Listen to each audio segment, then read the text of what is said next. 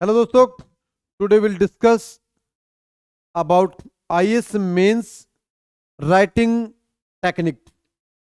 How to write a good answer for IAS mains और defence state PCS.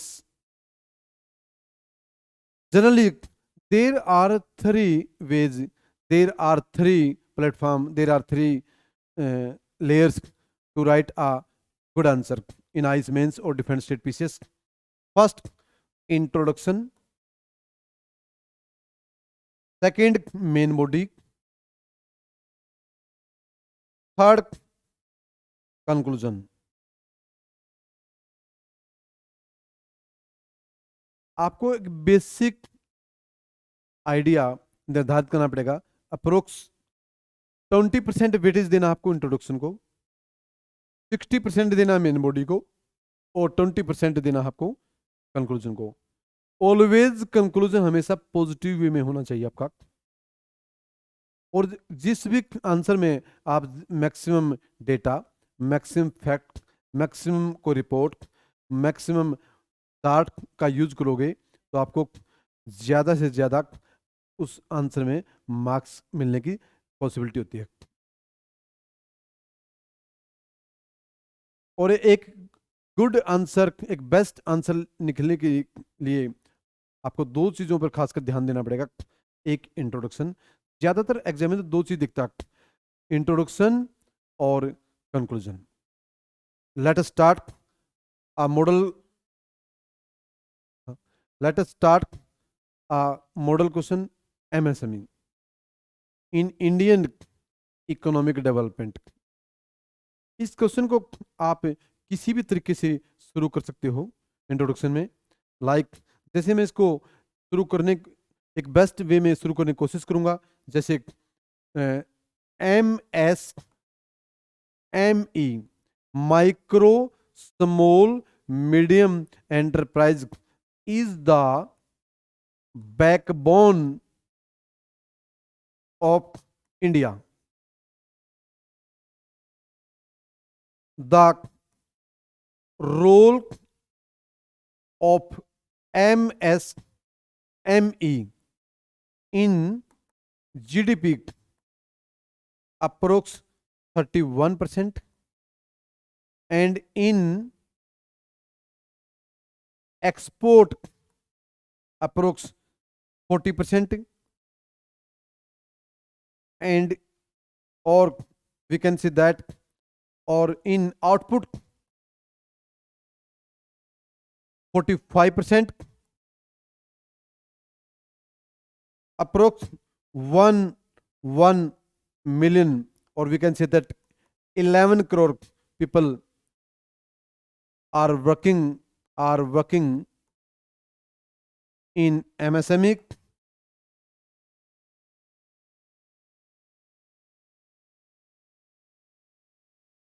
And after that, it only 15% MSME are registered, or up to 2025 तक the target of MSME, target of GDP MSME from 31% to 50% up to 2025. आपको ज़्यादा से ज़्यादा जितना accurate data, like budget का हो, सर्वे का हो, कोई भी डेटा है या कोई भी मिनिस्ट्री का हो, वो ज़्यादा से ज़्यादा आपको डेटा यूज करना है.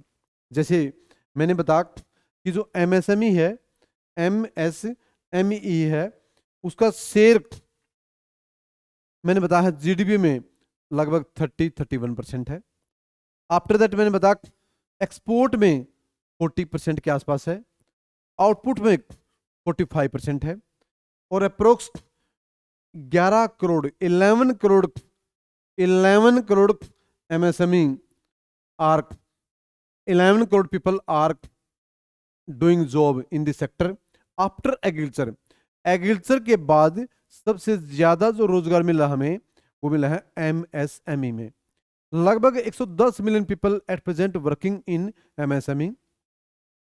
बट बड़ी विडंबना की बात है कि ओनली 15% एमएसएमई आर रजिस्टर्ड, केवल 15%, ओनली 15% रजिस्टर्ड है और 85% है जो एमएसएमई है वो अनरजिस्टर्ड है। आफ्टर दैट 2025 तक जो टारगेट है सरकार का एमएसएमई का, जब हमारी इकोनॉमी $5 ट्रिलियन हो जाएगी, ऐसा अनुमान है कि जीडीपी में जो रोल है एमएसएमई का वो लगभग 40% से बढ़कर 30% से बढ़कर 50% करने का सरकार का एक टारगेट है अप टू 2025। आपको ज्यादा डेटा और फैक्ट यूज करना है, ये है हमारा एक introduction. After that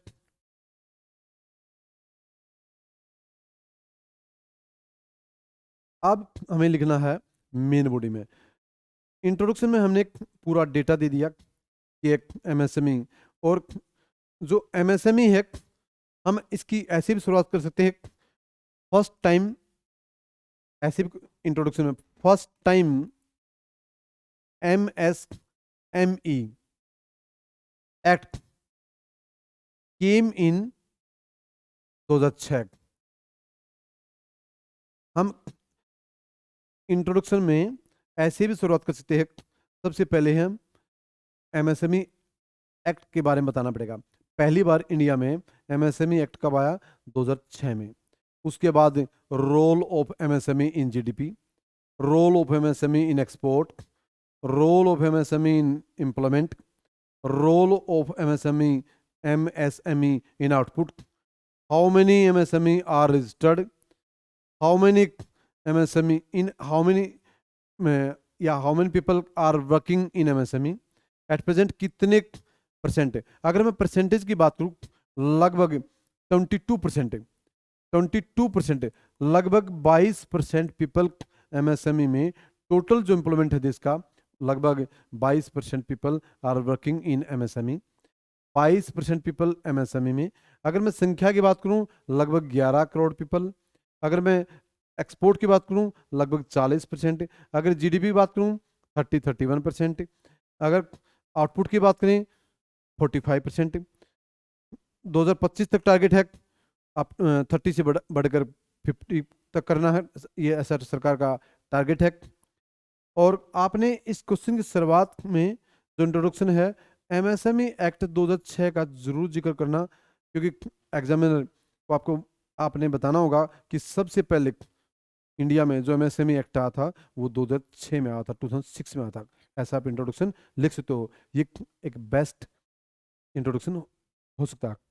after that हम देखेंगे मेन बॉडी। मेन बॉडी में आपने क्या लिखना है? जैसे आपने पता है ड्यूरिंग 2020 आत्मनिर्भर भारत, निर्भर भारत,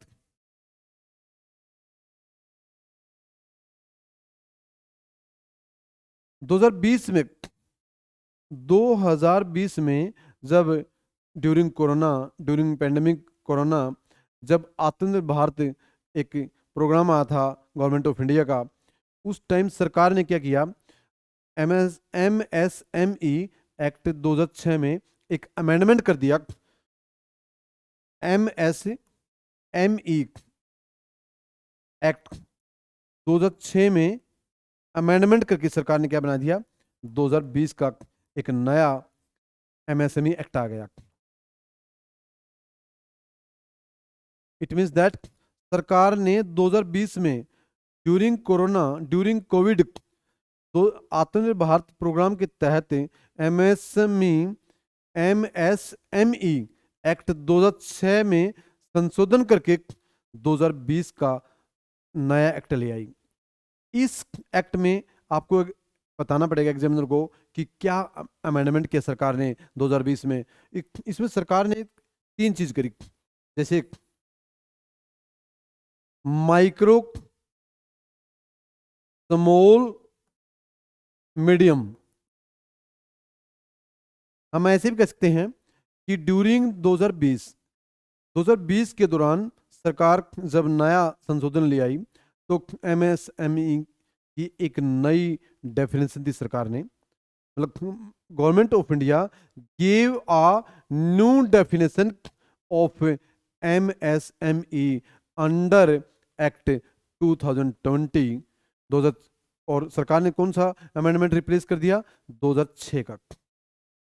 उसको उसमें अमेंडमेंट करके 2020 का नया एक संशोधन ले आई। और इस 2020 में जो नई डेफिनेशन दी गई, वो नई डेफिनेशन क्या है? माइक्रो के लिए, if you want to open a micro industry, यदि आप माइक्रो इंडस्ट्री ओपन करना चाहते हो तो आपको 1 crore investment, 1 CR investment and 5 CR turnover होना चाहिए आपका। यदि आप माइक्रो इंडस्ट्री ओपन करना चाहते हो अंडर एमएसएमई, तो एटलीस्ट आपका 1 crore investment and 5 crore turnover. यदि if you want to open a small industry, 10 crore investment, 50 crore turnover CR। और if you want to medium, 50 crore investment, 250 crore turnover. ये आपको एक न्यू डेफिनेशन मेन बॉडी में देनी होगी। जो पहले वक्त वाली जो अंडर 2006 के एक्ट के तहत जो ओल्ड डेफिनेशन थी, उसको सरकार ने रिप्लेस कर दिया इन 2020 में। फिर आपने बतानी पड़ेगी, इसी क्वेश्चन में आपको बताना पड़ेगा कि इंपोर्टेंस ऑफ एमएसएमई। एमएसएमई का क्या इंपोर्टेंस है? इंपोर्टेंस या merits of MSME, importance and importance of MSME या मेरिट्स ऑफ एमएसएमई। पहला इंपोर्टेंस एम्प्लॉयमेंट में,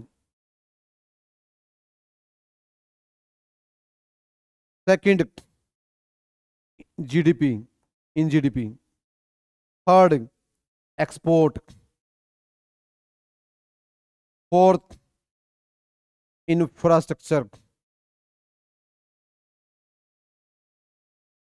इंपोर्टेंस ऑफ एमएसएमई, जैसे मैंने पहले बता आपको, एग्रीकल्चर के बाद आफ्टर एग्रीकल्चर सबसे ज्यादा भारत में जो रोजगार मिल रहा है वो सेक्टर है एमएसएमई। तो एम्प्लॉयमेंट लगभग मैंने बताया पहले ही, 11 crore people at present working in this sector. GDP approx 30-31%, export 40-45%। Infrastructure, जब एमएसएमई आएंगी, डेवलप होंगी, तो इसे इंफ्रास्ट्रक्चर लाइक पावर है, लाइक पोर्ट है, एयरपोर्ट है, लाइक इलेक्ट्रिसिटी है, और डिफेंस सेक्टर, हाईवे है, डिफेंस सेक्टर का डेवलपमेंट होगा। Next innovation, innovation, promotion of innovation. नई नई इनोवेशन होंगी, नई नई नई नई टेक्नोलॉजी आएंगी, नई नई technology. After that optimum optimum use of resources. जो रिसोर्सेज का एक एक्सप्लोटेशन नहीं होगा, जो रिसोर्सेज है, चाहे वो ह्यूमन रिसोर्स है, चाहे वो कैपिटल रिसोर्स है, चाहे वो नेचुरल रिसोर्स है, तीनों का एक ऑप्टिम यूज होगा। हम क्या पढ़ रहे हैं कि इम्पोर्टेंस ऑफ एमएसएमई, पहला बताया मैंने, एम्प्लॉयमेंट में, जीडीपी में, एक्सपोर्ट में, infrastructure, innovation, optimum use of resources. आप चाहें तो आप जो इंपोर्टेंस है, आप ये तरीका भी यूज कर सकते हो। इंपोर्टेंस, इंपोर्टेंस ऑफ MSME, ऐसे लिखा, ऐसे लिख सकते हो, एक्सपोर्ट, एम्प्लॉयमेंट, आप ऐसे इनोवेशन, इंफ्रास्ट्रक्चर, आप डायग्राम का भी यूज कर सकते हो ताकि एग्जामिनर अच्छी तरह से समझ सके। एमएसएमई का इंपॉर्टेंस है, एफडीआई, इसी एफडीआई भी आएगा, बाहर से फॉरेन डायरेक्ट इन्वेस्टमेंट, बाहर की कंपनियां भी, जो मल्टीनेशनल कंपनीज हैं बाहर की, वो भी इन्वेस्टमेंट करेगी।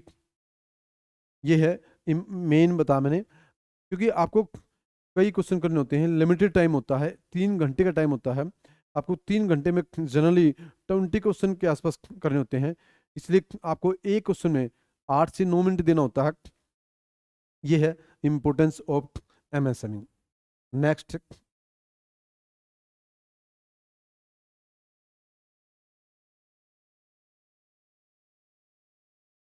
नेक्स्ट है डीमेरिट्स को, या challenges, challenges challenges of MSME.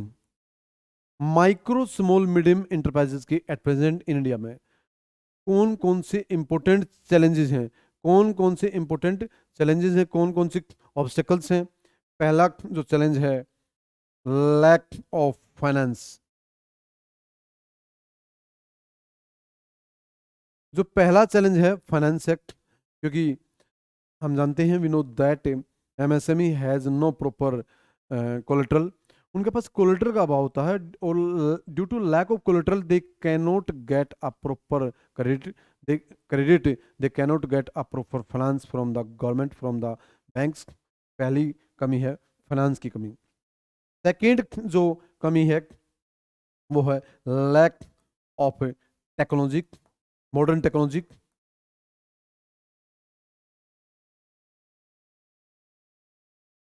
अगर हम कंपैरिजन करें, जो बहुत लार्जेस्ट एमएनसीज हैं, मल्टीनेशनल कंपनीज हैं, लाइक टीसीएस है, लाइक होंडा है, लाइक टोयोटा है, लाइक रिलायंस है, लाइक एप्पल है, बड़ी बड़ी जो एमएनसीज हैं, उनके साथ टेक्नोलॉजी के मैटर में जो एमएसएमई है, cannot do progress, cannot do competition, competition नहीं कर सकती।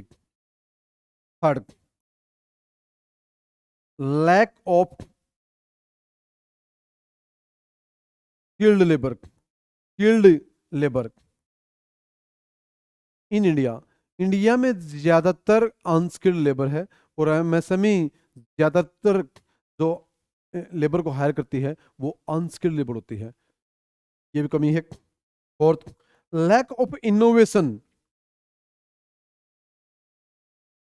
लैक ऑफ इनोवेशन, इनोवेशन का अभाव तक, जो एमएसएमई होती हैं उनके पास इनोवेशन नहीं होती, नई नई तरीके नहीं होती, नई नई टेक्निक नहीं होती, ये भी कमी है।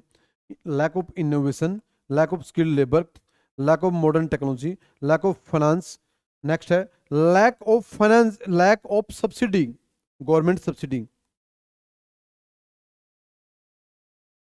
सरकार इतनी ज्यादा सब्सिडी नहीं दे पाती एमएसएमई को, एमएसएमई को ज़्यादा सब्सिडी प्रोवाइड नहीं करवा पाती सरकार, इसलिए ये भी एक चैलेंज है एमएसएमई के सामने। फाइनेंस का चैलेंज है, मैंने पहले बताया, टेक्नोलॉजी का है, लेबर का हक, इंफ्रास्ट्रक्चर। नेक्स्ट है lack of, lack of lack of proper, proper infrastructure.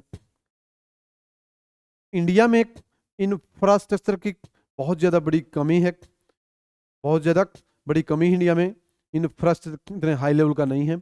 ये कुछ चैलेंजेस हैं। हमने अभी तक क्या पढ़ा, एमएसएमई क्या है, पहले पहले आपने शुरुआत कैसे करनी, 2006 में एक्ट आया पहली बार, इंट्रोडक्शन में जीडीपी में ये रोल है, एक्सपोर्ट में ये रोल है, एम्प्लॉयमेंट में ये रोल है, 2025 तक ये रोल हो जाएगा, आउटपुट में ये रोल है। फिर आपने मेन बॉडी में लिखना कि एमएसएमई एक्ट 2006 को अमेंडमेंट करके सरकार ड्यूरिंग कोविड-19 एक प्रोग्राम लाई, आत्मनिर्भर भारत, और आत्मनिर्भर भारत के तहत सरकार ने एक न्यू डेफिनेशन प्रोवाइड करवाई एमएसएमई की, आत्मनिर्भर भारत। उसके तहत की न्यू डेफिनेशन दी गई। मैंने बताया कि न्यू डेफिनेशन क्या है। जो न्यू डेफिनेशन आई है इन्वेस्टमेंट और टर्नओवर के ऊपर आई है, आपने वो लिखना। और इसी में आपने बताना importance of MSME in India. फिर आपने बताना एमएसएमई के चैलेंजेस क्या है at present, how many challenges, वो कौन कौन से चैलेंज, कितने चैलेंजेस है एमएसएमई के। फिर आपने नेक्स्ट जो स्टेप है उसमें लिखना आपने government initiatives, government initiatives to promote MSME. MSME को प्रमोट करने के लिए गवर्नमेंट ने कौन कौन सी स्कीम लॉन्च करी है, कौन कौन सी स्कीम लॉन्च करी है, कौन कौन से प्रोग्राम लॉन्च किए हैं। जैसे some important programs like MSME 59 portal. It means that a MSME company now can get loan या finance from bank during 59 minute portal. Second, Aspire. Third, some MSME समाधान। फोर्थ, सफुर्ती समाधान। Aspire MSME 59 minute portal. Fifth, ZED zero defect zero effect. Next, digital India.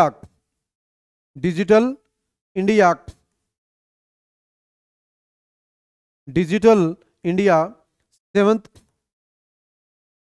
Startup India.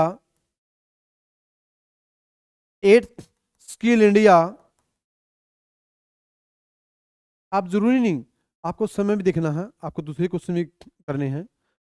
आप कुछ इसमें से important like digital India, startup India, skill India, समाधान, Aspire जैसी कुछ scheme लिख सकते हो। आप जरूरी नहीं आपको हर स्कीम लिखनी, लेकिन गवर्नमेंट इनिशिएटिव जरूर बताओ। हमने इंट्रोडक्शन पढ़ लिया, मेन मॉड्यूल पढ़ लिया, importance of MSME, challenges of MSME, और नेक्स्ट हमने पढ़ा गवर्नमेंट इनिशिएटिव। लास्ट जो हमारा पैरामीटर है, लास्ट हमारे जो लेयर है वो है conclusion.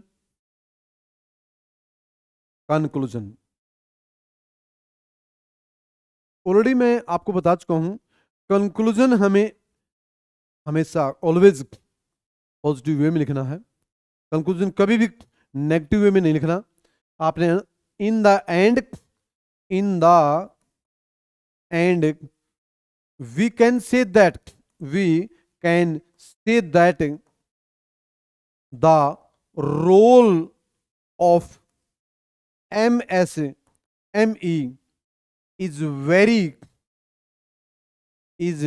very crucial in Indian economic development.